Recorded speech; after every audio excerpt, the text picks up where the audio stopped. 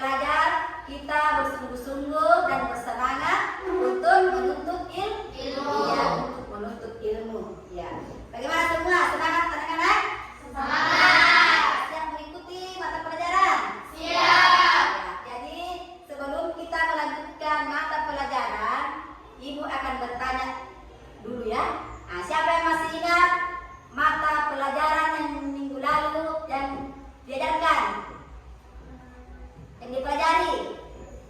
Siapa masih ingat? Ya. Keteladanan Rasul Ulul Azmi. Dilanjut Siana.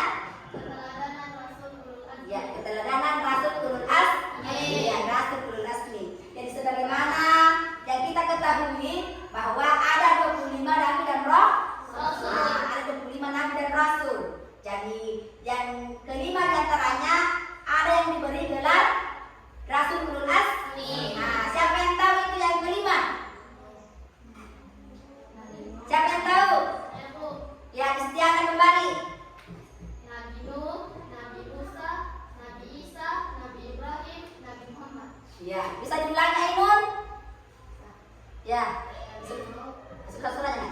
Nabi Nuh, Nabi Isa, Nabi Ibrahim, Nabi Musa, Nabi Muhammad. Ya, siapa lagi yang mau ulangi? Dia lagi ya? Iya. Jadi sekarang apa yang disebut dengan Rasulul Azmi?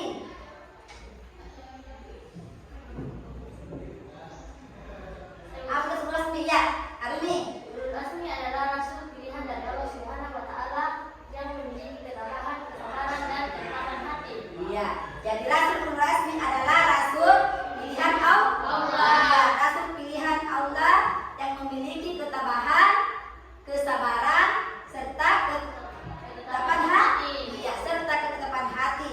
Dan untuk menghadapi kaum kafir ya, yang menentang ajaran yang dibawa oleh para rasul. Jadi sebelum materi kita mau pelajari hari ini adalah mukjizat. Iya, mukjizat dan kejadian luar biasa lainnya. Jadi sebelumnya memasuki materi ini, saya akan menyampaikan beberapa tujuan pembelajaran yang ingin kita capai. Nah, ini tujuan pembelajaran yang ingin kita capai adalah ini dengan menggunakan model discovery learning. Peserta didik diharapkan mampu. Yang pertama adalah mampu membedakan antara mukjizat dan kejadian luar biasa lainnya dengan tepat. Yang kedua, mengidentifikasi contoh. Ya, mengidentifikasi contoh mukjizat dan kejadian luar biasa lainnya dalam kehidupan para nabi, wali Allah dan orang-orang soleh. Yang ketiga, menunjukkan sikap percaya terhadap kekuasaan Allah melalui kejadian luar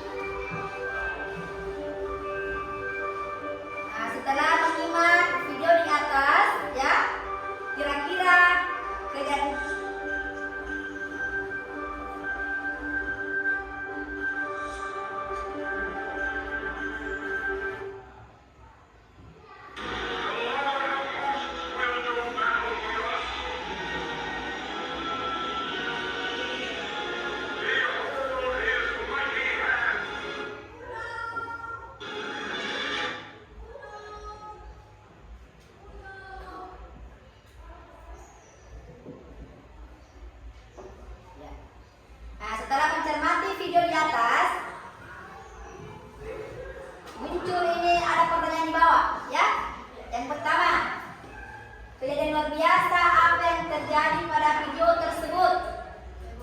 Ya, Ainun? Ya, terbelahnya lah? Iya, terbelahnya laut. Nah, setelah melihat video di atas, kira-kira kejadian apa yang luar biasa apa yang terjadi pada video tersebut? Terbelahnya laut. Terbelahnya lah? Laut. Terbelahnya laut. Jadi ini salah satu mukjizat yang paling terkenal. Yang paling terkenal adalah ini terbelahnya laut merah. Terbelahnya laut merah. Nah, beliau ini dan pengikutnya dikejar oleh Raja Fir'aun. Oleh Raja Fir'aun ya. Iya. Kemudian yang kedua, kejadian tersebut terjadi pada siapa? Mukjizat Nabi Musa. Mukjizat Nabi Musa. Yang ketiga adalah apakah kejadian tersebut dapat dikatakan sebagai mukjizat? Ya. Jika iya, nah, kalau jika iya, jelaskan alasannya. Ya. Ya. Kejadian yang terjadi dalam kisah Nabi Musa dapat dikatakan mukjizat karena mukjizat adalah kejadian luar biasa yang dijelaskan oleh akal manusia dan bisa dianggap sebagai tanda kekuasaan ilahi. Iya. Jadi setelah mendengar semua jawabannya dari nomor 1 sampai nomor 4, alhamdulillah jawabannya benar semua. Tepuk tangan dulu. Nah, sekarang kita kembali mencermati ini ada gambar. Ya, kembali mencermati gambar ilustrasi di bawah ini. Nah, gambar yang pertama ini adalah siapa ini? Gambar yang pertama? Nah, ini. Gambar yang pertama ada gambar ya. Nah, kira-kira kejadian luar biasa apa yang terjadi pada gambar tersebut? Ainun, menerangkan. Seseorang yang membelah bulan atau terpelungnya bulan. Iya, seseorang yang Membelah bulan atau terbelahnya bulan. iya, tepuk tangan untuk jawaban Ainun. Iya. Yang kedua. Nah, ini gambar yang kedua, siapa yang mau jawab ini gambar yang kedua? Siapa yang tahu? Nabila? Tidak terbakar oleh api. Iya, tidak terbakar oleh api. Iya, ini tidak terbakar oleh api. Nah, ini salah satu mukjizat yang pertama, salah satu mukjizat dari siapa ini? Nabi Muhammad. Hal yang kedua? Ya, ini terjadi pada Nabi Ibrahim. Nah, apakah kejadian tersebut dapat dikatakan sebagai mukjizat? Iya. Ya. Nanda? Ya. Ya, karena di gambar pertama menjelaskan kejadian luar biasa yang dialami oleh Nabi Muhammad SAW dapat dikatakan sebagai mukjizat karena memenuhi kriteria yang menunjukkan kekuasaan Allah, membuktikan kebenaran kenabian beliau dan memberikan dampak yang signifikan bagi umat manusia. Alasannya berikut beberapa alasan mengapa kejadian-kejadian luar biasa yang dialami oleh Nabi Muhammad dikatakan mukjizat. Karena yang pertama, kekuatan ilahi yang melampaui hukum, tanda kebenaran kenabian, dan pengaruh spiritual dan sosial. Iya. Tepuk tangan untuk jawaban Nanda dulu.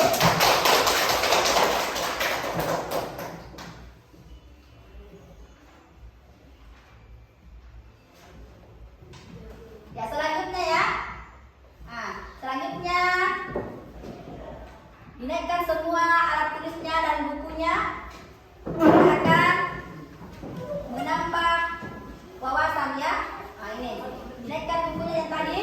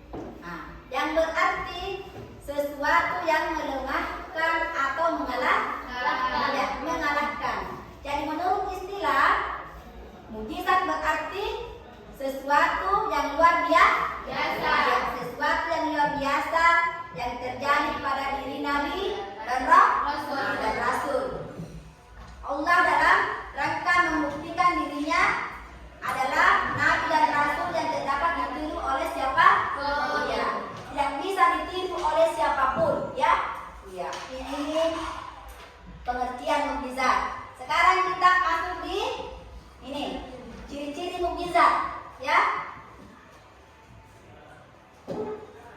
Ciri-ciri mukjizat yang pertama adalah diturunkan hanya kepada diturunkan hanya kepada para nabi dan rasul. Nah, di sini diturunkan kepada para nabi dan rasul ini sebagai bukti bahwa Allah diutus, ya.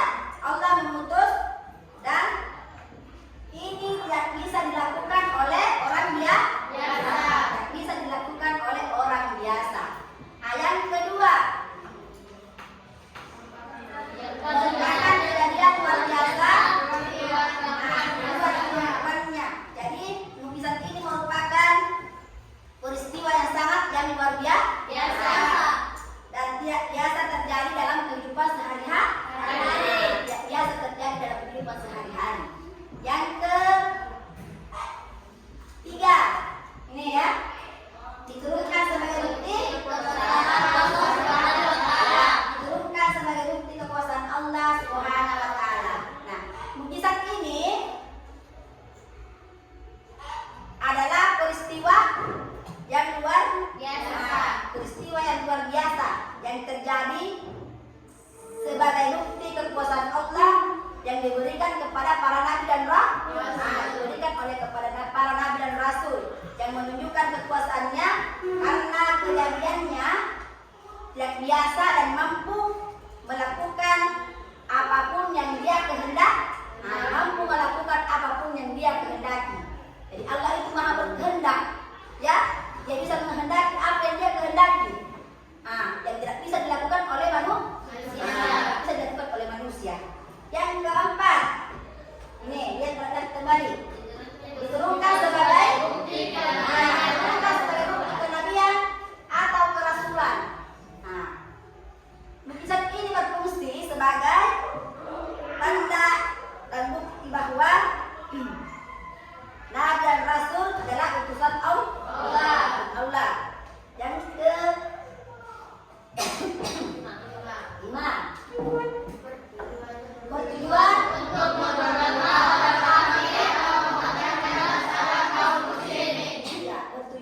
memperlemah orang kafir atau memecah masalah kaum muslimin. Jadi di sini yang dengan memperlemah ini orang kafir dan memecah masalah kaum muslimin, ya. Mukjizat ini menjadi alat efektif untuk menyebarkan kebenaran dan meneguhkan iman umat Islam. Mukjizat ini bukan hanya sekedar peristiwa yang biasa terjadi, tetapi juga merupakan manifestasi kasih sayang dan pertolongan Allah Subhanahu wa taala. Ya. Sekarang di sini ada dua macam mukjizat. Perhatikan. Nih, ada dua macam mukjizat. Yang pertama adalah mukjizat kauniyah. Nih, apa itu mukjizat kauniyah?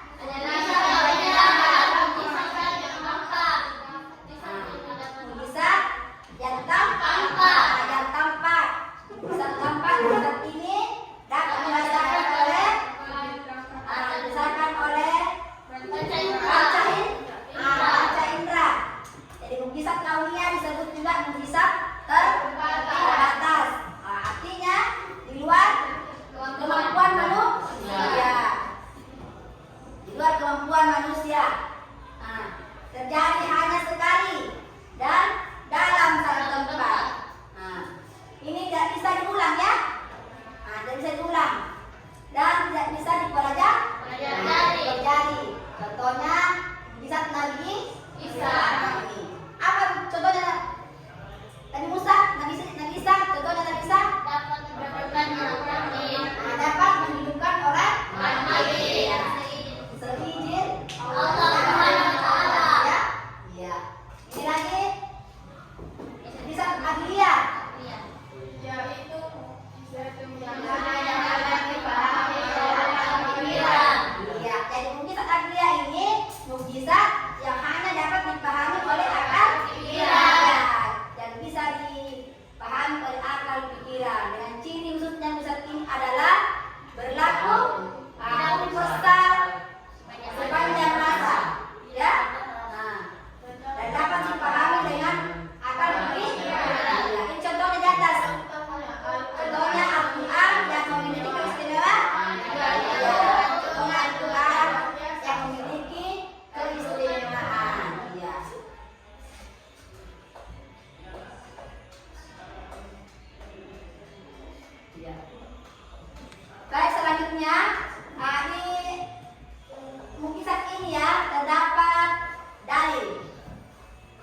bahwa Nabi Rasul dibekali mukjizat, ya, dibekali mukjizat.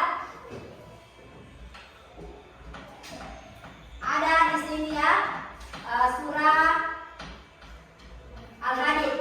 Siapa coba yang mau baca naik di atas? Ya Nanda, silakan naik.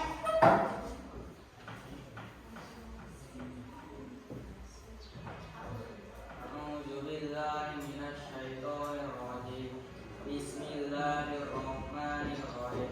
Laqad arsalna rusulana bil bayyinati. Artinya sesungguhnya kami telah mengutus rasul-rasul kami dengan membawa bukti-bukti yang nyata.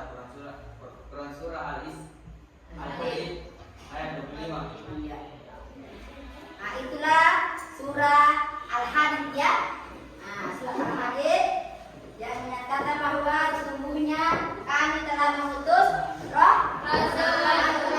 rasul dengan membawa bukti-bukti yang nyata. Ya, membawa bukti yang nyata. Jadi di surah ini membuktikan bahwa nyata dari kekuasaan Allah yang diberikan kepada Nabi dan Rasul. Nah, untuk memperkuat iman umatnya, ya, nah, dan menunjukkan kebenaran ajaran yang mereka bawa, ya, menunjukkan kebenaran yang mereka bawa. Nah, kemudian ada lagi surah yang kedua, ya, ini dari yang kedua. Ini surah As-Zukhruf ayat 46. Dipersilakan untuk Justiana naik membaca ayat di atas.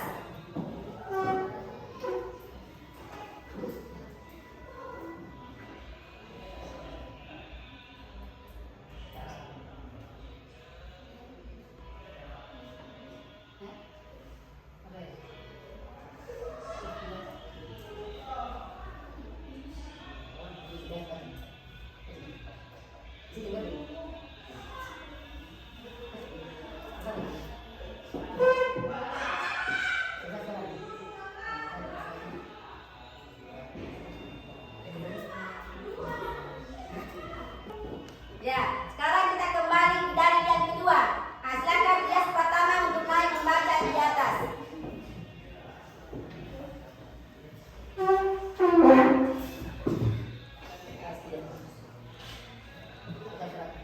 Bismillahirrahmanirrahim. Wa laqad arsalna Musa bi ayatina ila fir'aun wa mala'ihi faqala inni rasul rabbil alamin.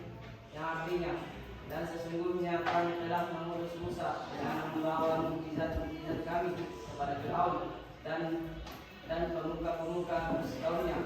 Maka Musa berkata, sesungguhnya aku adalah utusan dari Tuhan seluruh sekalian alam. Quran surah Az-Zukhruf ayat 46. Ya.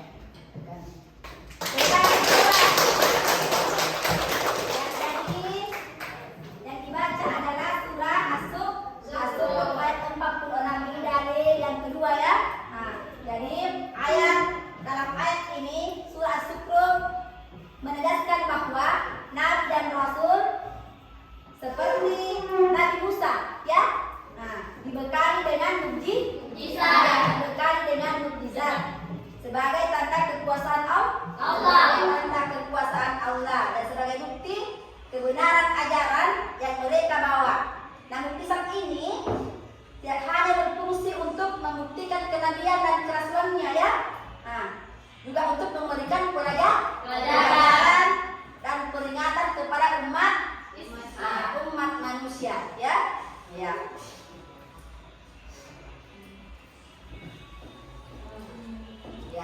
Nah, kita masuk di ini kejadian luar biasa selain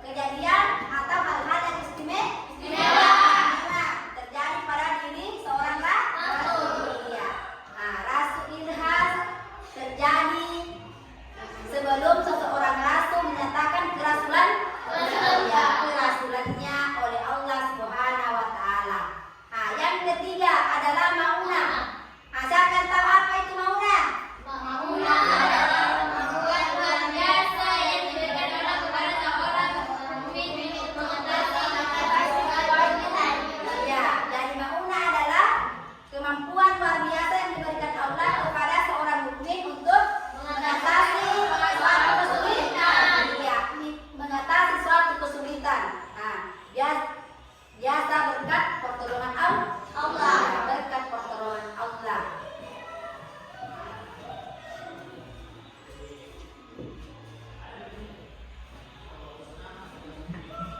Ya, sekarang kita kembali mengamati video ya.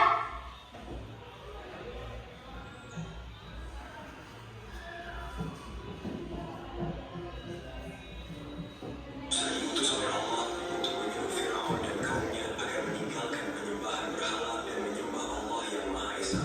Firaun yang sangat sombong menolak dakwah Nabi Musa dan bahkan menuduhnya sebagai seorang tukang sihir. Untuk menunjukkan kebenaran risalahnya, Allah memberikan mukjizat kepada Nabi Musa. Salah satu mukjizat tersebut adalah tongkatnya yang dapat berubah menjadi ular besar. Ketika Nabi Musa menghadapi Firaun, ia menunjukkan mukjizat ini di hadapan para tukang sihir Firaun. Firaun meminta tukang sihir terbaiknya untuk menandingi Nabi Musa. Mereka pun melemparkan tali dan tongkat mereka yang tampak seperti ular karena trik sihir. Namun ketika Nabi Musa melemparkan tongkatnya, tongkat itu berubah menjadi ular besar yang memakan semua ular hasil sihir para penyihir.